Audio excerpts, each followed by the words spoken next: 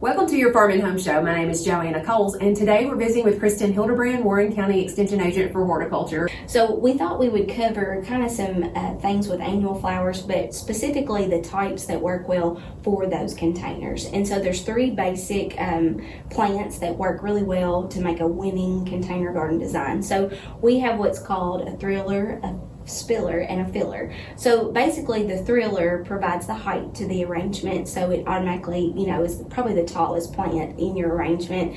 The one that spills out, it kind of softens the edge of your container. It looks really attractive because, again, it kind of cascades out of the almost like it's spilling out of the container. And then two, we have the fillers, which basically fill in between the thriller and the spiller. So if you look towards those garden centers that you're probably still visiting and watching, that if you can pick those out for your containers, that will also help kind of make it look aesthetically pleasing. And then two, with those containers, it's really good to look at color. So if you want to go back to Art 101 just for a second, look at your color wheel and kind of see where the colors are located on that color wheel. That'll kind of help you be able to provide a nice arrangement. So a lot of times people like to just use one basic color, and there's nothing wrong with that. A lot of times people think green can be boring, but there's a lot of different colors of green that you can have, shades and tints and things of that nature. And then two, a lot of foliage type plants can play on a lot of monochromatic, so it's more soothing, more elegant.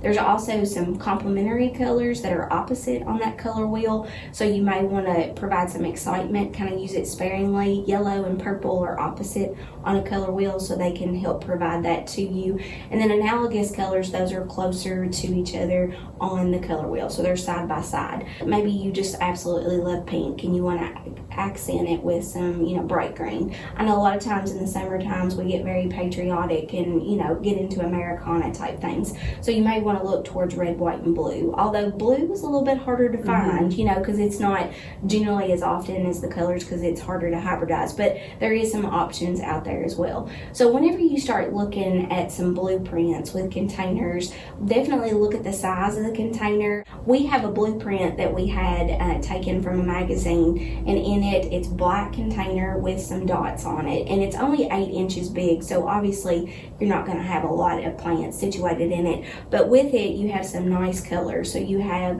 the purple heart, which is kind of that spiller that spills out. It's a purple color. And then two, you have some deep pink impatiens that work really well together, and then you're just going to accent it with just a little bit of grass to give it some texture. So that right there in itself is a great option if you want to mix some colors and make it fun for your arrangement. Yeah. You want to group your plants that like the light requirements that are the same and also the watering requirements, so that way they're not going to fit well together if you try to mix and match.